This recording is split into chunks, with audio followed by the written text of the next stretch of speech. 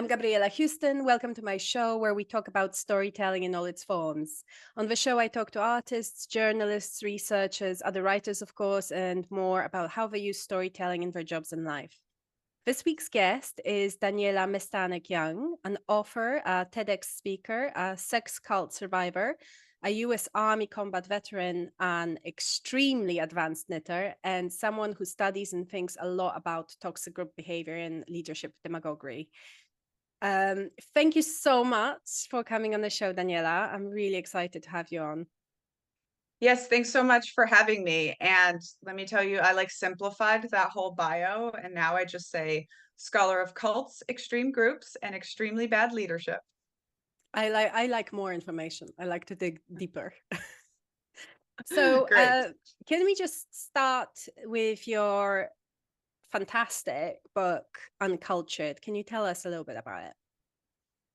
Absolutely. Well, I had recently gotten out of the US Army and had a baby and was starting a family. And it was also in 2018. And I felt like I was watching a cult leader run America.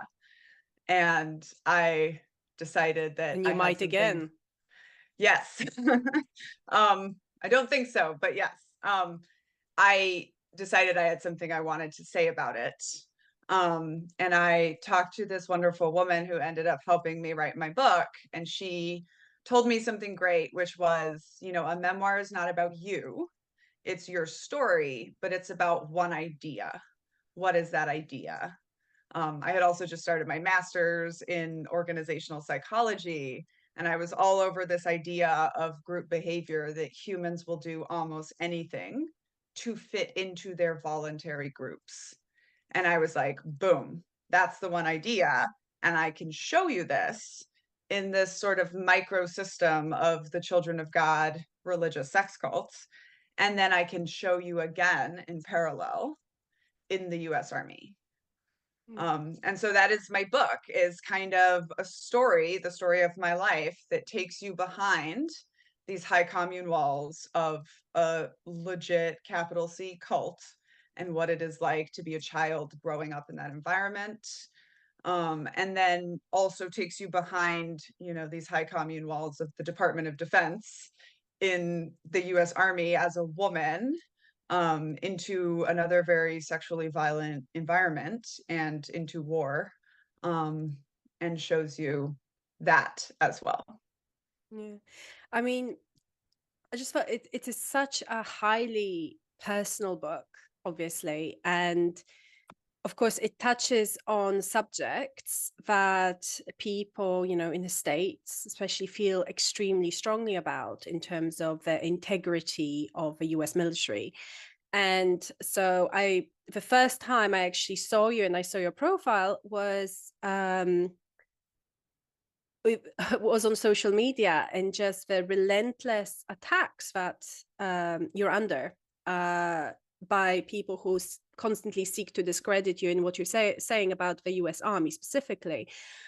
And the thing that really impressed me was because, women are in public eye are always attacked for whatever they say. It doesn't matter what it is. But what I noticed was just how calmly and factually and consistently you do respond to those attacks, where, I would probably just ignore them.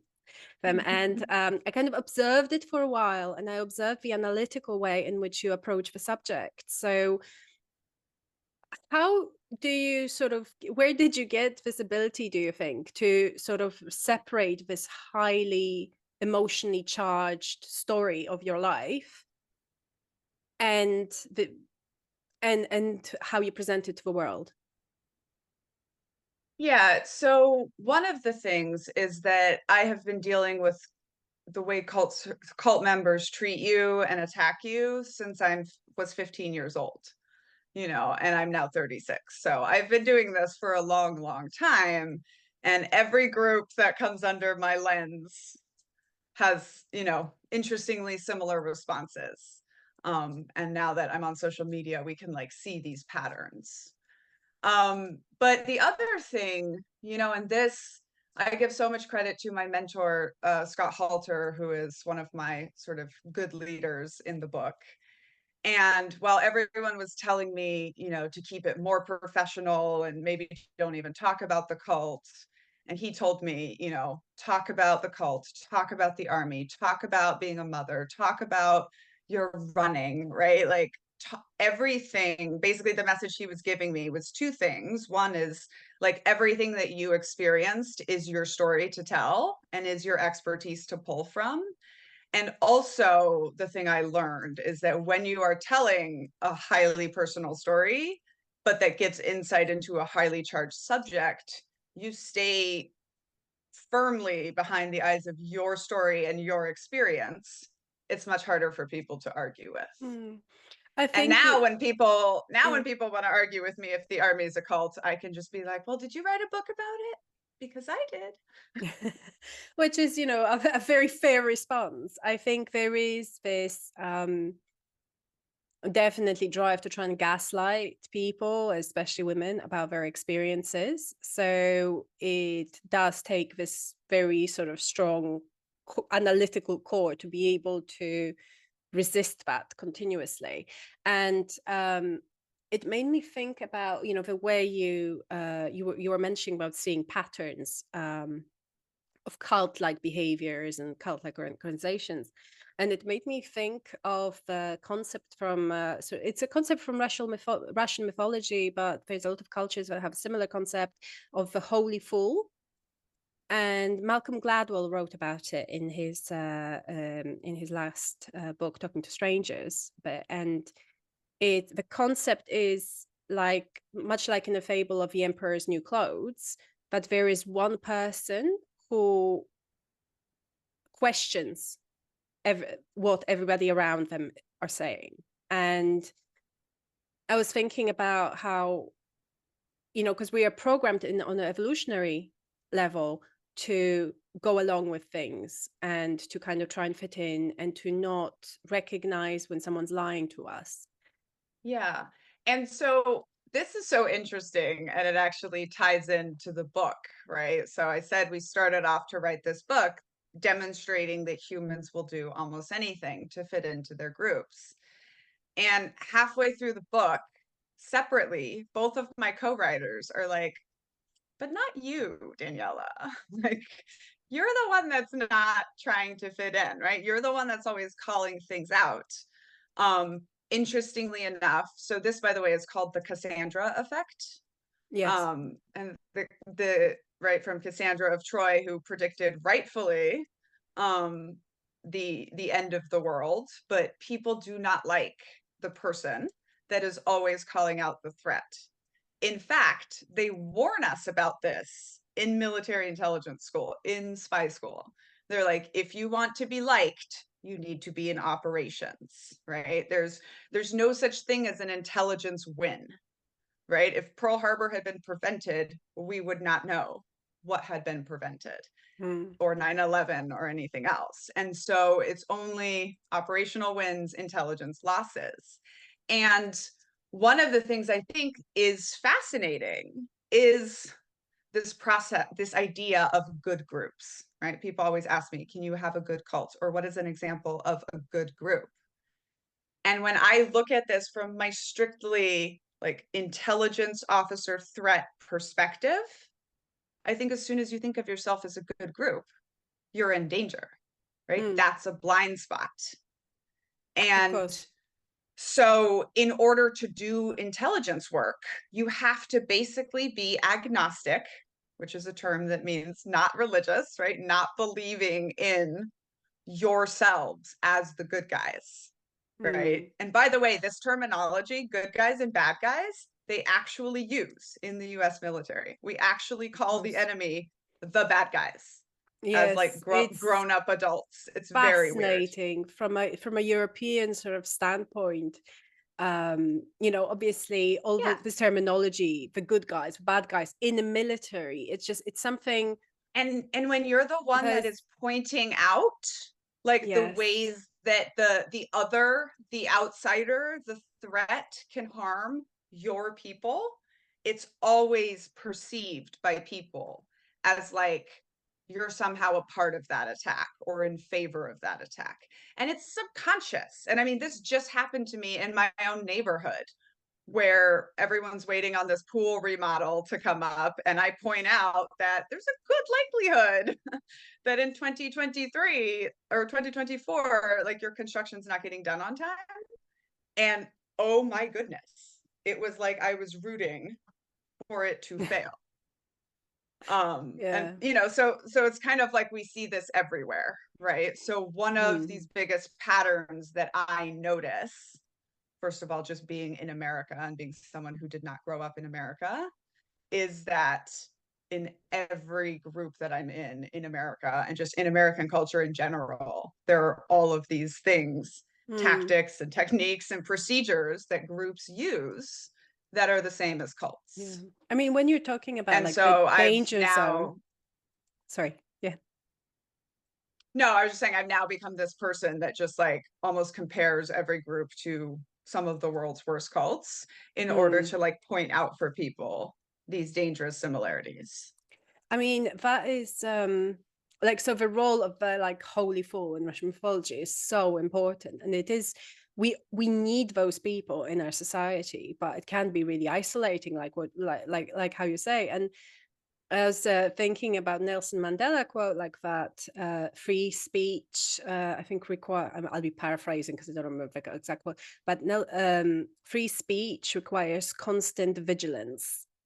And I'm thinking about how constant vigilance is exhausting and people will do anything to avoid it.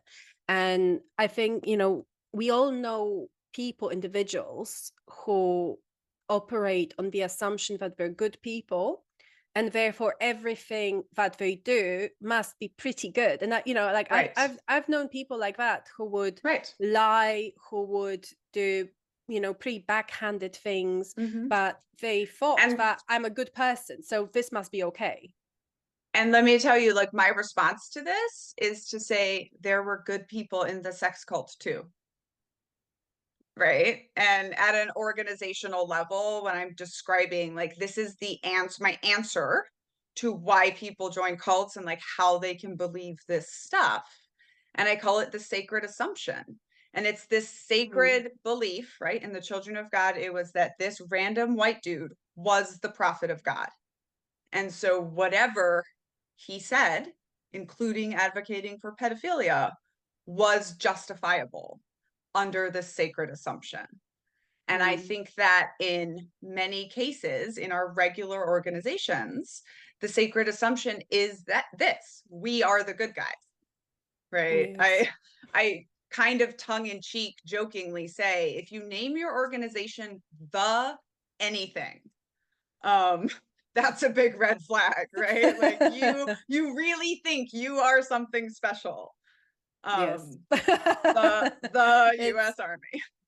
Yeah, it's you know, so again, you know, from an outsider's point of view, from a European standpoint, we've had it discussed on this side of the pond quite a bit about how the US sort of tends to almost fetishize its military.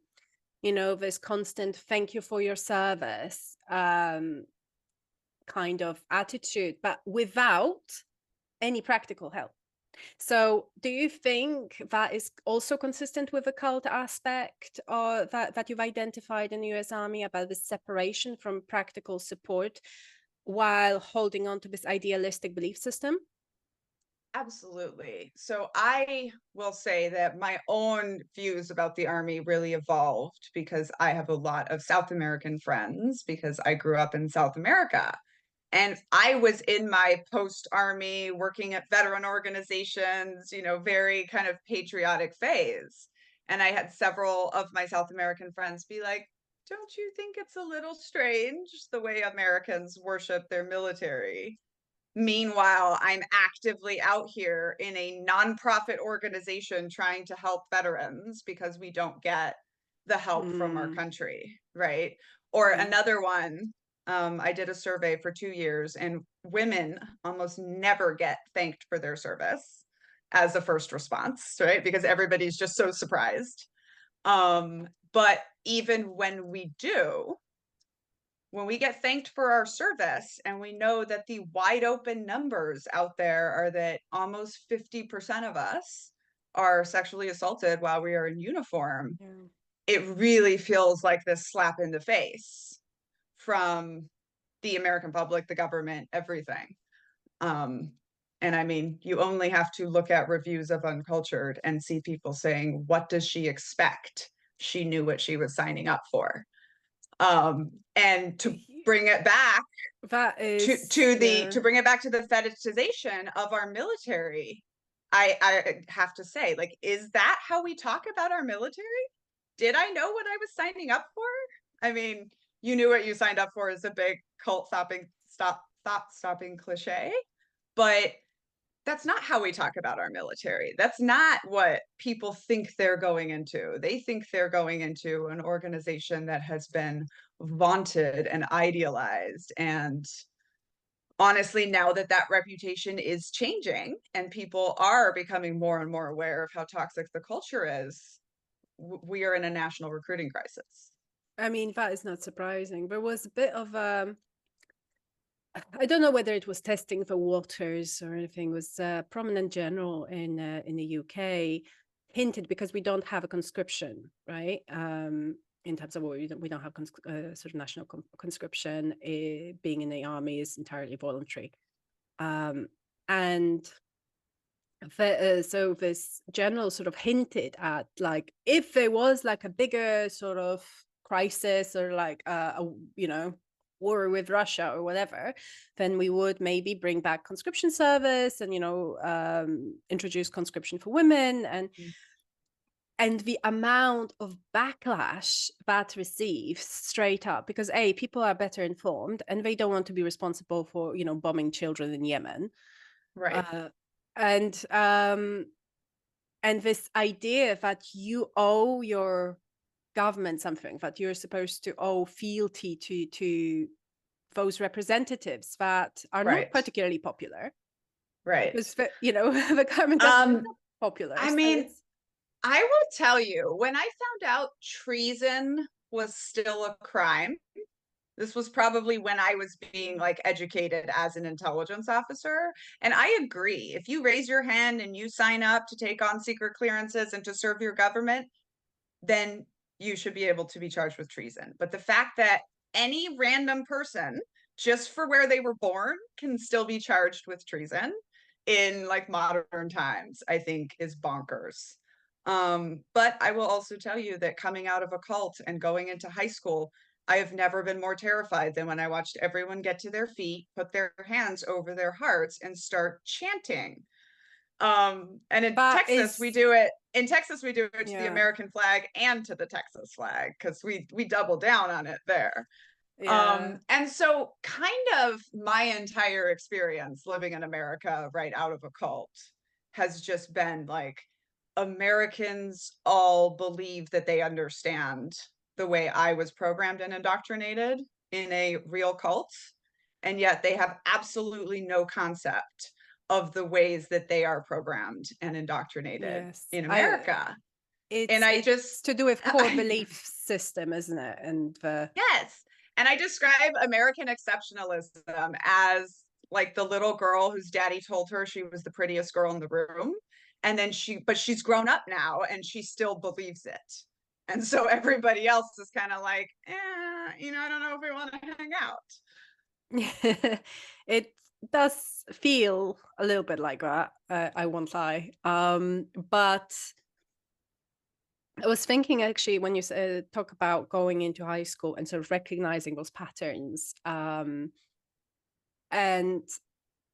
you had to kind of teach yourself, growing up in a way that, like, growing up in a cult, like, you had to adjust your own perspective in a way that permanently, I think, altered your brain chemistry, that permanently directed you in order to be able to notice those signs in a way. And I'm not saying that, I would not want to say that, like, you're immune from it now, but you're definitely better placed to be able to recognize the signs. Absolutely. And I call this the cult baby spidey sense.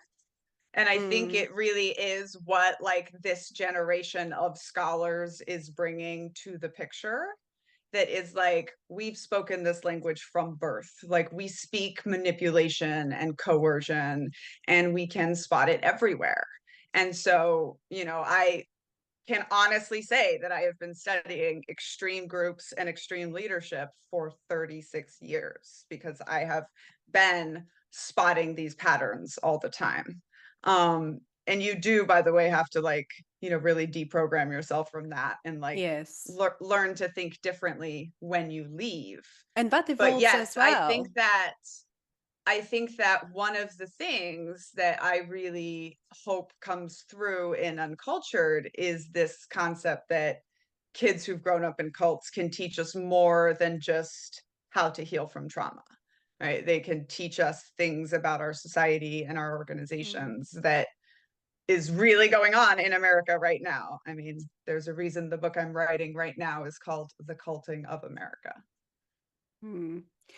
It's interesting also like how you're, just reading your book. I saw how you're obviously it was written from your point of view as you now. So we change the way we think about like, how did I think at that point in time, right? But you can see how your perception of what a cult is, of your own experience, has evolved over the years. And for example, like you mentioned that at uni you did not think of your early life experience in the Children of God cult as trauma or abuse, just something difficult that you would get over. And when you find new words to describe yourself as, preferring to see yourself as a third culture kid, is that an analytical thing? Is that a comfort thing, moving past the emotional trauma to more intellectual interpretation? Um, I think it's not moving past the emotional trauma. I think it's an avoidance Mm. tactic. And so basically, I think there are three phases to leaving a cult. So there's the crack in the brainwashing and like the actual physical and mental leaving. Right. I did this at 15.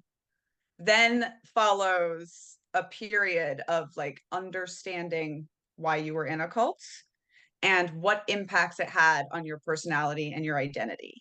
And you kind of can't do this until you are in a safe place where you have survived, you have paid the exit costs. And so most of us in that period, like we are just like, I'm not thinking about it. I literally, even religion, I was like, I will Mm. not think about it. I just need to put my head down and study. And I thought to myself at 15, I said, when I'm all grown up and 19 and I know what's going on, I'll go away to the mountains somewhere and, think about religion.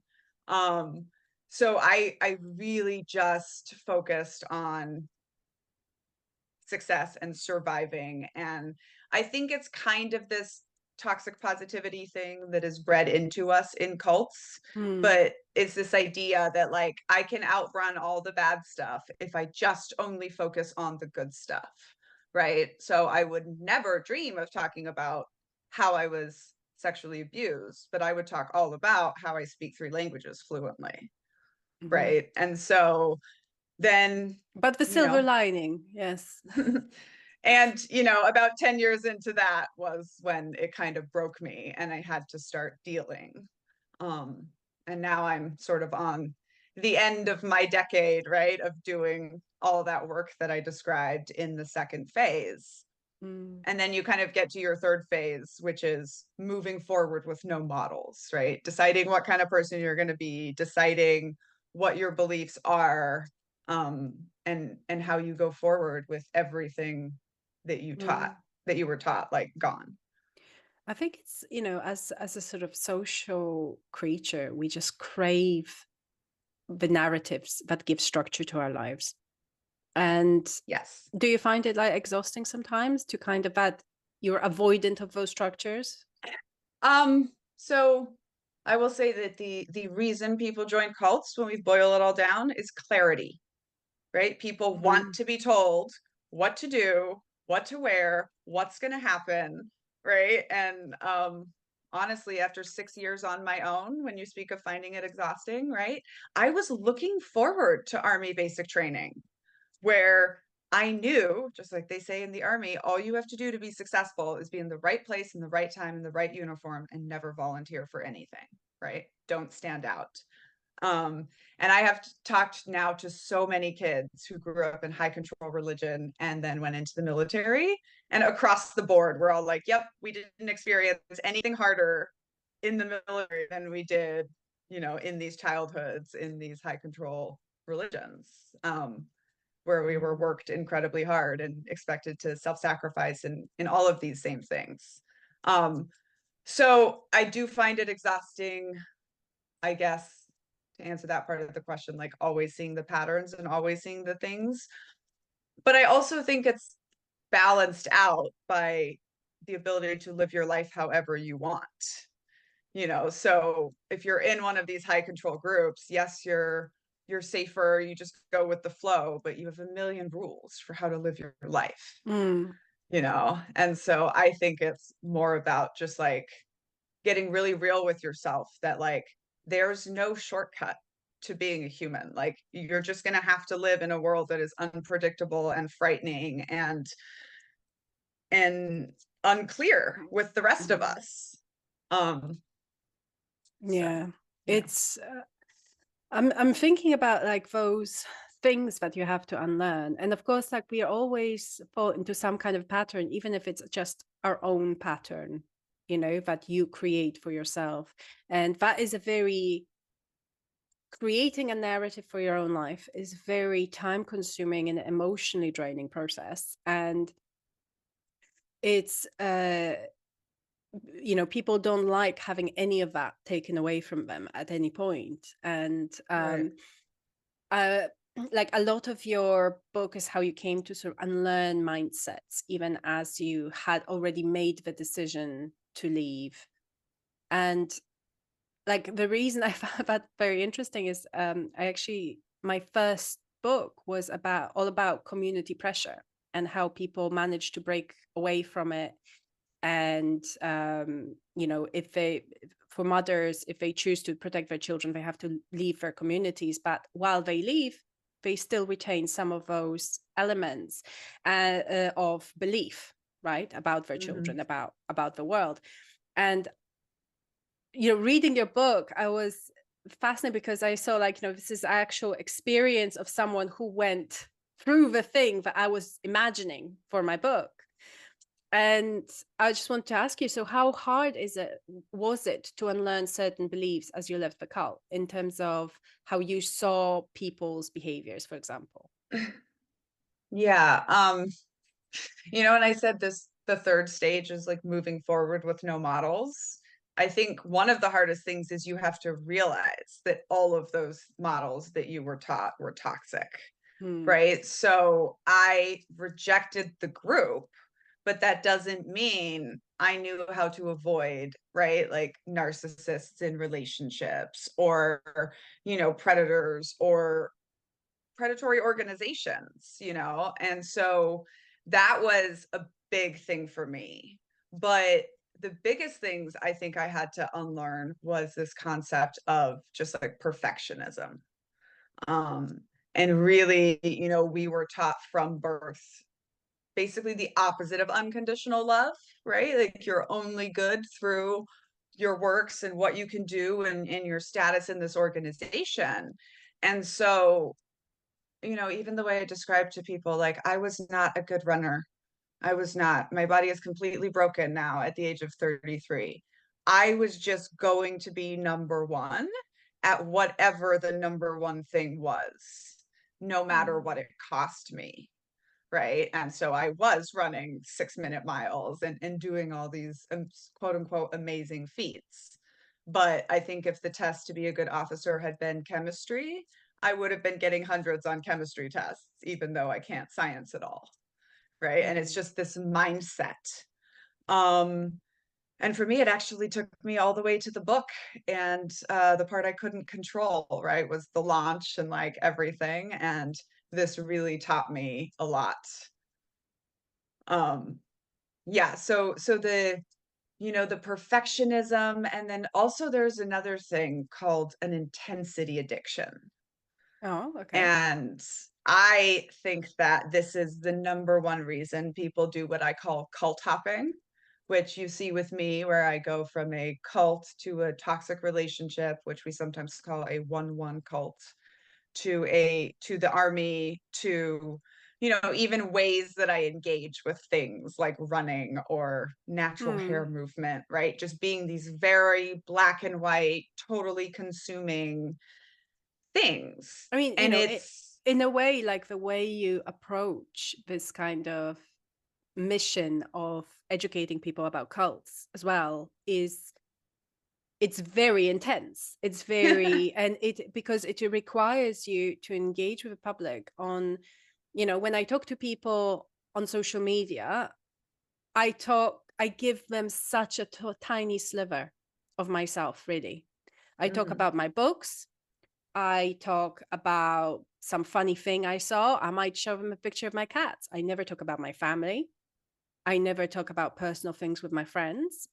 And I can put those boundaries. But when you talk about your experience growing up, and there's like no boundaries. You sort of tell it all.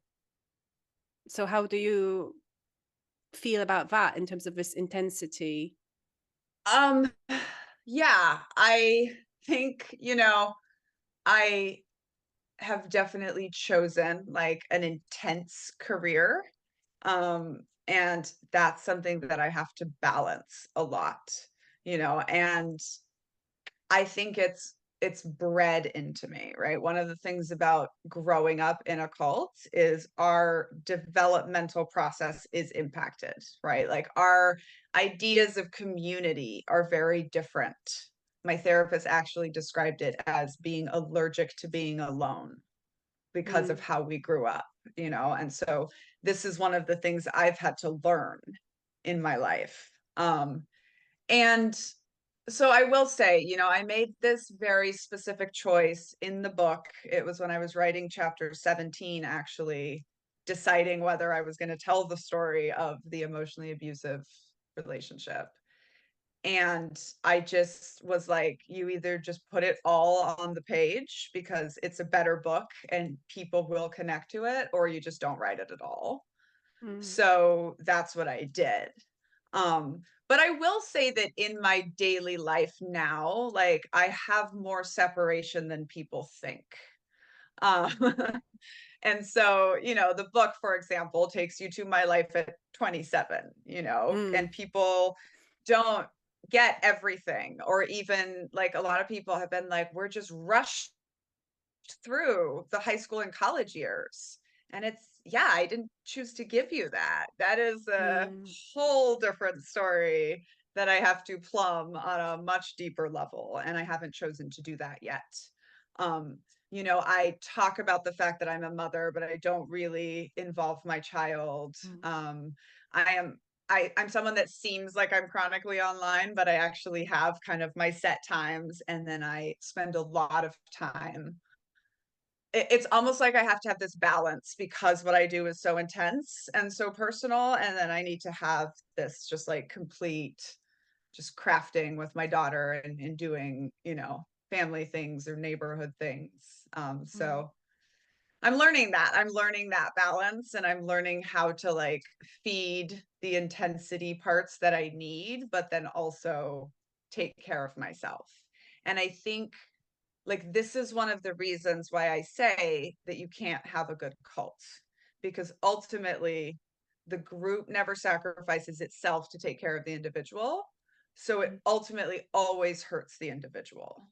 I mean, that And is so, something I wanted to ask you about actually, which is the extremes of individuality versus sort of communal thinking, and this there's at the same time there's this strange erasure of individual while building a communal mindset, but without lifting each other up, which is the whole point of building a community, is that you're supposed to be looking out for the weakest. That's the mainstay of integrated communities, right? it both in the army training you did and the child you were brought up in, those support structures were broken down? Yeah, I mean, because in any kind of high control group, you are asking the individual to put themselves second to the group, right? And so in the military, we see this very specifically. Like every time somebody wants to go down the, hey, I don't like that you call the army a cult with me. And I'm like, okay, let's go. Right. And like we get a few steps into the argument, and then they start either going, okay, well, it's a good cult, or they go, well, okay, what do you expect? You have to have that for war. And I go, okay, but that's a different argument. You know, I have a whole different argument that we don't need to brainwash and control people in modern war. And in fact, we've been coming away from that since the Nazis did what the Nazis did. But our concept every time is still, well, that's the military. Well, you know what it is.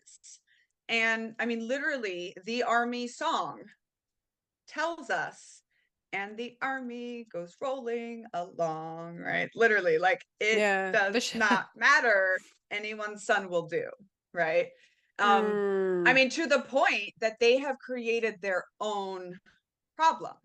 So one of, you know, my personal favorite stories is I come in as a not only fluently speaking 3 languages, but testing very, very high on language aptitude. And I am told, doesn't matter. A lieutenant is a lieutenant is a lieutenant. You're all interchangeable. And because the Army wants you all to be interchangeable, they do not consider what skills you come in with.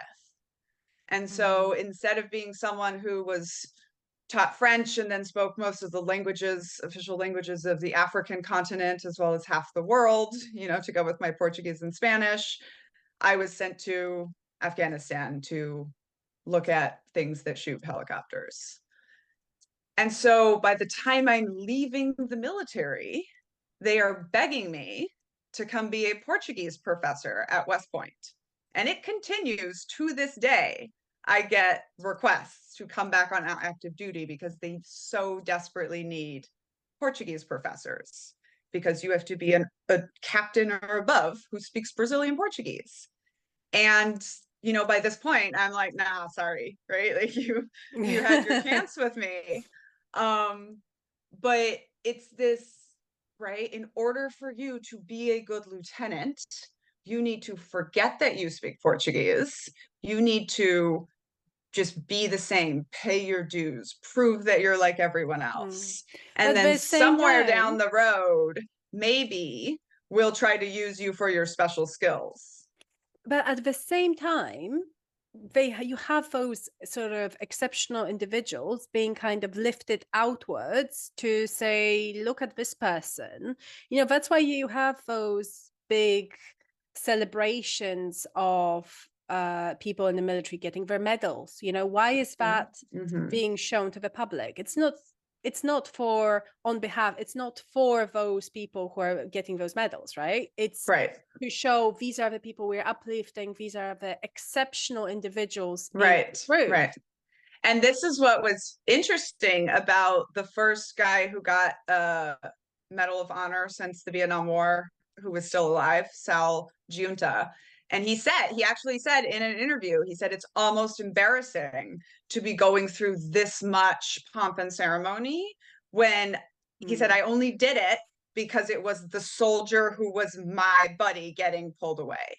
Right. And so he ran into the Taliban and pulled his buddy back. And he said, any man or woman next to me would have done the same thing. You know, and it really is. I mean, when you speak about awards in the military and the way they promote some people, I mean, it is all for show. It is all kind of a designed thing. And this, coming back around to the attacks that we talked about in the beginning, this is also part of what I call the cult of the veteran. When you leave the military, you are expected to choose. Are you a proud veteran or are you disgruntled? Right? Like, which one is it? And I even noticed that the majority of the books that were written by women, like, kind of fell into one of these two categories. Like, either she was amazing and first at stuff and all of this, and the book sounds like it was written by the Pentagon. Or it's usually a very good book, burn it down, but she can be waved off by the military as some form of bad soldier. Yes. I mean, it's And building trust through controlled stories, isn't it? yeah, and I, I mean, I have been in large part rejected by the veteran community. This is one of the only major military memoirs on the mass market that doesn't have a blurb by a well-known male general. And trust me, we gave them a chance. And I get asked all the time, really, like, what are you, a proud veteran, or do you want to complain about this? And I say, yeah. you know, um, very prominently in the book, we are told women in the military, you're either a bitch, a slut, or the D word for lesbian. And part of writing this book and owning my story and doing what I do is just me saying back to them, like, no thanks, I get to choose what I am. And like, so in Uncultured, you see me going out as one of the first women in deliberate ground combat on a mission with 25 guys and me. And you, of something of which I'm very proud of, right? Made history. I was first at something. It's super cool. You also see me being pulled aside and told to watch my back against those same 25 men by a senior officer. And that is not the only time that I was warned. And both of those stories are equally relevant to talking about my experience and like trying to make us choose which story we want to tell is part of trying to control this narrative. Yes. I mean, one of the someone I know, I was talking to, and I was actually telling them about how excited I was to sort of, but you said yes to coming on the show. And the moment I mentioned the comparisons you draw up between sort of cult-like mentality and the US Army as an organization, that person just tensed up instantly and was like, you have to be so careful, like, think twice, do you want to do this, because this is, how you can't say it. And then and then I mentioned all the things, of course, you mentioned in the book about how women are treated in the military, how it's all hush hush, and like the terrifying statistics about the abuse that female combatants faced in the US Army. And she went out and like did some research, and then was like, oh, I didn't realize that this was a thing. And of course, Yeah. the promotional materials that you see out there, and on the US TV shows, and everything is just so gloriously honorable. Right. Well, and then there's the other side too, which is that Americans do not know about cults. They think they do, but they don't, right? So when I first started saying that I was going to tell this story the way that you'd said to your friend, right? So when I started saying to my people and my colleagues, like, I'm going to tell a story about growing up in a sex cult and then being a woman in the military, and people would say to me, well, the sex cult is obviously evil, but the US military, that's a wonderful organization. And I was like, I have problems with both of these statements, right? Yeah. The sex cult was not obviously evil. Nothing is ever obviously evil where it comes from. If it was obviously evil, nobody would have joined it. Correct. And I had a very eye-opening semester in Germany in college, where I got to look into a lot of that stuff, right? You just like realize like, oh, a whole country of people did not spontaneously combust to be evil, right? There was a process to what happened here. But then also, the US Army is not a wonderful organization, right? The US Army is 1.3 million humans trained to kill other humans as efficiently as possible.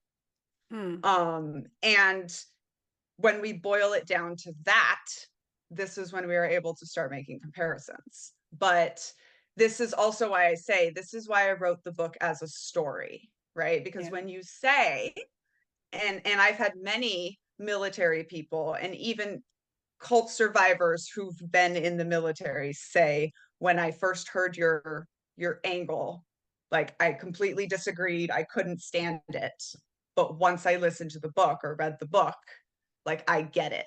And that's actually one of the biggest comments people make is, I didn't think she was going to be able to like really sell the comparison, but she really does. And a big part of this goes back to like when the Americans think you grew up in a sex cult, right? They think they know what that looks like, and they think it is vastly different from everything they've experienced. Mm. And that's also similar to what they think about the military, right? But like military veterans, they're not thinking of their experience as a cult because they don't know what a cult experience looks like. No. And I think So, that is and this is part necessary. of, Yeah. I think, why I'm so popular on social media is because I can tell you a story that all of you have experienced in some way, but this was happening in a sex cult, right? Or, and so Mm. it's really just, I'm just about trying to show people that you're not as different as you think you are from No. And that's these frightening. extreme groups. That's Right. really frightening. And I think, when it comes to the US sort of political system, specifically, it's designed in a way that really discourages thinking in outside of those kind of communal boundaries. And you have a two-party system. I mean, the UK has two-party system as well, but the culture around is very different. We approach people in power very differently. Obviously, not everybody, but if you're an aristocrat or a toff, your family will have always been pro-Tory, so it would be ridiculous to think otherwise, right? Yeah. But in the US, I've noticed it's like if you're either a Democrat, you either see yourself in this, I'm a liberal, progressive Democrat, and I cannot see anything wrong with the narrative that is being spun by my party, or I am a conservative, hard-working, traditional values Republican, and I will not even admit into my brain anything that does not fit with those values that might be expressed by the people of that party. So imagine if recognizing cults was a thing in a US education, your whole political system would just collapse immediately. I mean, this is also why I say, I'm like, I should be on every college campus giving talks. But immediately you would have to get rid of all the sororities and fraternities, right? And people would start questioning the academic experience itself and all of this, right? And I'm actually really kind of looking at this in my book about why America specifically is so culty. And I mean, there's a couple of really significant things, which one is, we like to think of America as not having a culture, but America was founded by Puritans, right? And Yeah. Puritans, the Puritans escaping King George and coming to America, and Jim Jones taking his followers to Guyana have a lot more in common than people think. Right. So we already have this culture that is formed in a very sort of cult-like environment. Isolation is one of the biggest things for a cult. And you have a literal policy that America held for decades of isolationism, right? And then I think you just bring in like the black and white binary, the good versus bad. I mean, that has always been such a huge part of American culture. And then with Disney, we really exported that everywhere.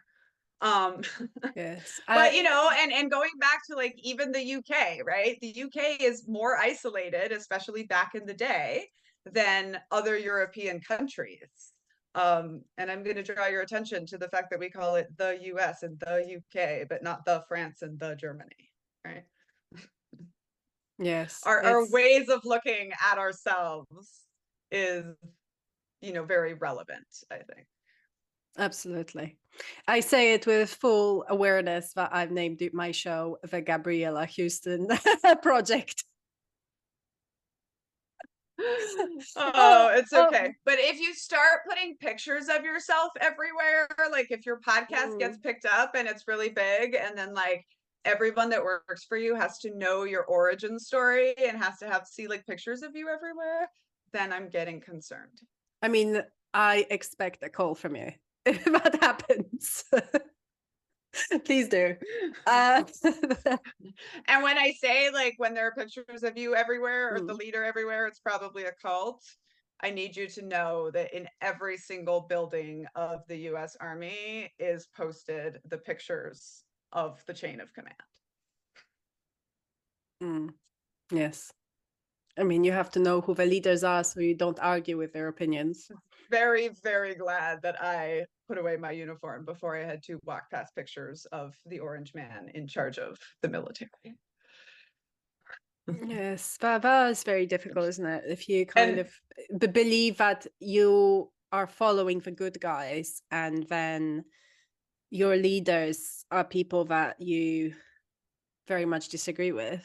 oh my goodness. And every cult person I know was just like, you couldn't watch the news for 4 years because it felt like our cult leader had won. It just felt so scary and depressing. And here we go again.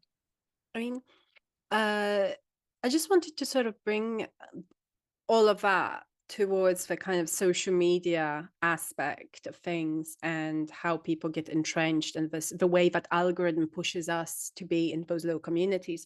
So on a lot of your videos, you put your sort of checklist of things that instantly make you think this is a cult. And I was thinking about how a lot of those so-called communities on social media fit that almost to a T, maybe minus the one cohesive sort of leader. But you do have those situations where you have.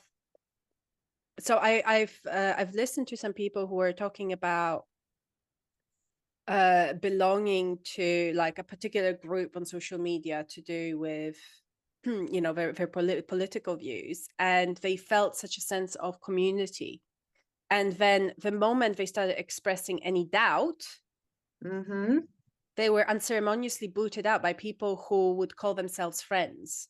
Yes. Like on social media. So where do you think that is going in terms of social media? Because that is changing and fragmenting. It has very much changed the game, and for the most part in favor of cults. So, when my grandfather joined the Children of God in 1972, if you wanted to isolate an American, you kind of had to take them to your compound in Texas or Brazil, because everyone was watching the same television channels, reading the same newspapers, right? So even if you are on polar opposite sides of an issue, you still have a shared reality, right? Nowadays, that is gone. There's a reason President Obama spent his valuable last speech in office talking about the danger of silos. And so nowadays, like when you can vote on how you want to be advertised to on your social media platform of choice, right? Like you have all of these things going on. Like people in my daily life, they barely realize that I'm TikTok famous, right? Like it's completely separated worlds. Yeah. And so fast forward to 20 years ago, when I walked out of the Children of God, it was fairly rare to meet an American who was completely cut off from their family because they didn't worship one way, belong to one group, like follow one leader. And now it's quite common, right? Like now I can think of a few people off the top of my head that I know personally that have had that experience, which is so frightening. And social media is built for this, right? It is built to just double down on the things that you want to see and feed you more and more extreme versions of that. I mean, to that's the keep reward system as well. right. And And then as far as the group without leaders go, I just want to address that too. And I want to say, first of all, nobody has really come up with a group without leaders. So every time people say this, I'm like, you're just using a loophole to get around the leadership thing, right? So, I mean, people will literally say this about the army. They'll be like, well, we don't have a charismatic leader. And I'm like, he's called the commander in chief. yes. But also, to really look at the military unit as a cult, you have to look down to your unit level, right? This is going to be the same for any of your huge organizations or AA or anything like that. And there are always leaders, even if they're not named as such, right? I suppose, But yeah. also, semicolon, even though a leader has been the kind of number one bullet on everybody's list of cults, it is on mine too, it's also the one that might be changing because of technology, because of AI, because of social media. So we see with QAnon, scholars still don't know how to define it. The best one I saw was the world's first super conspiracy, right? Because it didn't have a leader. It had Trump was the messianic figure. It had people feeding the system, but it didn't have a leader. And then so there is kind of a question: are we evolving to leaderless groups? Certain terrorist organizations, domestic and foreign, are trying to do leaderless resistance cells, etc. So there's that, and then there's also the fun council of leaders, right? People like to say Jehovah's Witnesses, for example, and Mormons, aha, we're not a cult because we don't have a single leader, we have 12 or what have you. And in theory, yes, if you have 12 people, it's less likely to go that toxic instead of just one. However, if you have to use a loophole to get out of the definition of cult. Yes, but that's the thing. So I found it very strange, that would be seen as a loophole, because it's like in diseases, right? When the doctor is diagnosing a disease, you will not have a patient that hits every single symptom. Exactly. So, but also we have an answer for this loophole, and it's called charisma by proxy. And I further describe it that when you are in enough of a closed system, you can have a council of elders and it can still be just the same as kind of one megalomaniac running it. Same for most cults really need to sort of deny education, right? Keep you in the fold. But Mormons just send you to be educated inside the fold, right? So it's they are still doing the same thing. But to your point, I resisted for a long time putting a definition on cults, because as a cult survivor who was 4 different times the children were taken away from the children of God in 4 different countries, and every time they were given back, because as soon as you put a definition, as soon as you put a nice little listicle like I've done, cult-like groups will take that and they will use that to tell their members how they're not cults, right? And the biggest one is you're free to leave at any time, which of course is at never a cost. true. At a cost. Right. At a very high cost. Yes. And that's another favorite one of people, right? You're free. It's free to leave. You can leave. And it's no, exit costs are not always, or even most significantly, money, right? It is absolutely everything else. I describe it, everything you lose for no longer being a part of this group. Yes, I think it's or a good line from our Lord and Savior, Dr. Taylor Allison Swift. Crap, now I can't think of it. Something I have to pay the cost of what I've lost. I have to. Are you pay gonna the cost. send the Swifties after me now with this quote? No. It's yes, I mean, I think this is just the cost is of leaving. That is something that is really interesting to me now, because I see more and more, and that's something that I did not expect to witness so much in publishing, for example.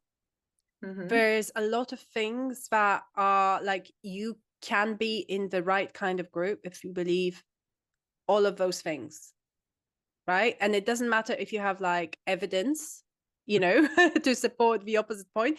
It's you cannot even raise it. The lack of evidence and data in publishing, I mean, my agent literally had to just be please stop trying to be an intelligence officer and thinking like any decisions are made on data here. Like they're not. I mean, I have been warned off from raising points on anything to do with a kind of current practice, right? So now if someone asks me about what my opinion is on trigger warnings, I just say, Google the research, right? This is a mental health practice. There is research done on the subject, Google the research. I won't tell you, because it is like talking about it even is risky. Yeah. And like, I might get in trouble over this. I might edit it out. I don't know. And this leads to a big point, right? It's like going back to the holy fool, right? Or the Cassandra, like first of all, Cassandra is still murdered in the end. You know, but also like the person that is always doing this is, you know, always like pointing out the stuff, right? It takes a big toll, but also the message that gets through is very much owned by all of these groups and systems, right? So for example, my book had to be cleared by the Pentagon. Right. How did you manage it? How did you manage to get it cleared by the Pentagon? Well, they're only allowed to hold it back for secrets. And I only told culture secrets, not national secrets. But, you know, it is, we were very worried. The publisher was very worried that because they would dislike the content, they would hold it back for some other reason. And I mean, I still like, there are certain people that are upset with me for not talking more about certain current events. And like, I can't get near that because I was once trained by the government in that area. And if they wanted to just snatch me up and claim it was yes, secret, and claim right? that your analysis, they own that part of your right, exactly brain that can analyze the current events. Exactly. And that is why you have to submit everything, no matter how, like for the rest of my life, anything I publish has to be reviewed by the Pentagon. And I always say, you know, imagine if the cult had to review my book before publishing, right? That is incredible. It's even this current book I'm writing now, right? I have no idea if it will ever get published, because at every publisher is going to be someone who does not like me calling AA a cult or the Salvation Army a cult, right? Or like, and whatever their group is, everyone is coming under the microscope. And so will this book actually see the light of day? I think is a very interesting question. It's yes, but you can go find me on Threads or TikTok right now and you'll hear me just reading snippets out all the time. So exactly. It's, you know, this need for people to have a person they look up to agree with them as well, you know, because why do people ask you to talk about current events? Because they want to hear you, the expert, give them the answer that they have arrived at or that someone told them, you know, like that they believe in.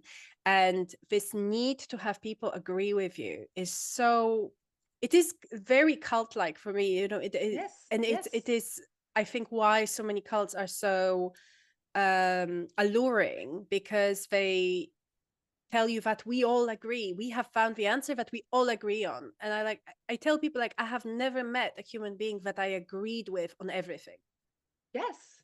And, you know, this is why I also say, like, if I could get on every college campus, what I want every freshman in America to know is if a group is trying to recruit you and everybody is happy and shiny and bouncy and pretty, run, right? Because you get any 5 group of humans together and like everyone did not show up like that on the same day. So if that's how people are showing up, you know right there that that's attitude control and emotional control, or an appearance control, all of the above, right, going on there.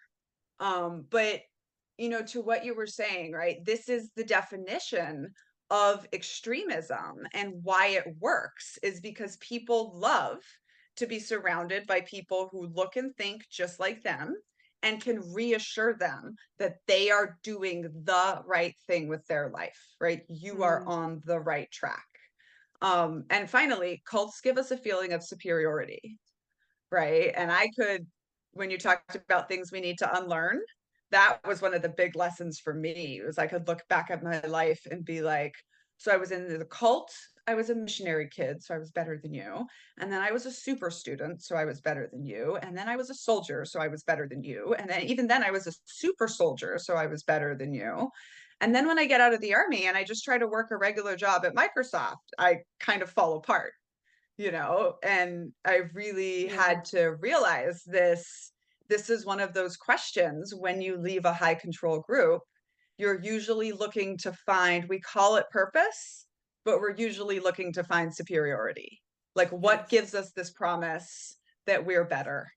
And the answer That's is why nothing. so many people on social media call themselves, even if they don't actually physically go out and do anything, they call themselves activists, they call themselves allies, and all that, they might share is like a couple of tweets, but they don't actually go out and do anything necessarily positive. But this gives them a sense of superiority, like you mentioned, like moral superiority, and also a sense of belonging, I think.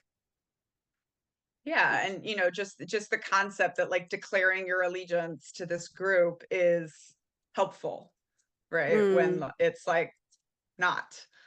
Yes, I mean, Yeah. certain things should be default, right? But we see human, I don't need to go on social media and say I see human beings as equal, in terms of their value as of human life, right? But now we're arriving at a point where people will go out and say things that should be obvious as a way to kind of like, I belong to this group of good guys.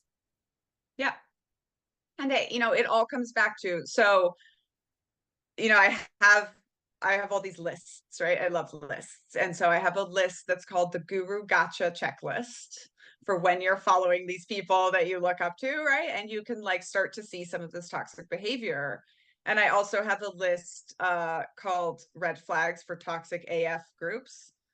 And so it's sort of the same thing for groups. And I will tell you, the number one in both of those lists is a focus on your own uniqueness, right? Like, the Gabriela Houston show is the Gabriela Houston show because you decided to do it and you had the resources and you're putting it together. It's not because Gabriela Houston is the only person on earth who can do this show or who has these ideas, right? And It's this not is not the how storytelling show, for sure. right, exactly. And like, Yeah. this is not how the world works, right? I've or somebody named it spontaneous epiphany and then gave me that name, but to basically describe, like, they say if Newton had been sleeping and not seen the apple drop, like a guy 2 villages down would have named gravity 2 weeks later, right? Yeah. Because nothing happens in a vacuum, right? Like, thoughts travel in clouds, just like traffic. And so anyone claiming that they have the one way or they are the one person, Is a like, red flag to that's the begin with. con. That's the red flag. And so, you will notice on my channels, and this is kind of how the knitting came about, because I always knit while I read.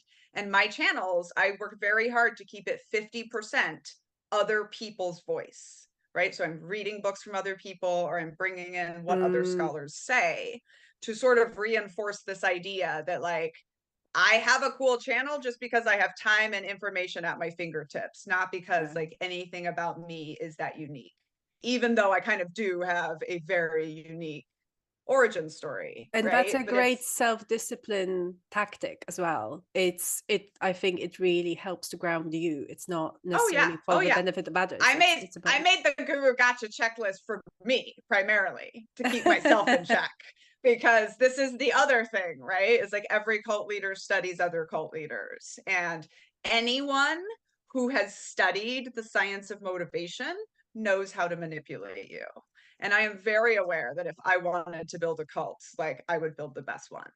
And this is the other part of good and bad that we don't talk about, right? Like, it's just not ever that black and white. I think I wake up every day and make a decision to be a good guy, good Okay. gal. I will keep an eye out for any the Daniella But also, Youngs. at some point in the beginning, you were like, I don't know if we want to call you immune, but maybe you're immune. And I'm like, No. I didn't want to know, call you immune. I wanted to call you right, more immune than most people. right. And the reason that I'm more immune is not because I know so much, because I'm a huge seeker. I would be very easy. The reason I'm more immune is because I have so many people in my life who are now educated on the red flags of cults, and they would be like, come on, what are you doing? And that is so healthy. And I always seek in my life to surround myself with people that disagree with me on a lot of things. Yes, exactly. And these are the two things that scholars have found that make you most vulnerable to a cult, is being a seeker, which is not a bad thing, and having a low amount of social connections. And so I always tell people, like, the number one thing you can do to cult proof yourself or your children is make sure you have a variety of social connections, and they're not all connected to each other. And they're not all on social media. Yeah, literally, you should not have all your eggs in one basket, because that basket might be a cult. That's excellent. And on that note, thank you so much, Daniela, for coming. This was fantastic. Thank you for watching the video. Every week there's something different. So click like and subscribe if you would like more. It really helps the channel. Thank you and see you next week.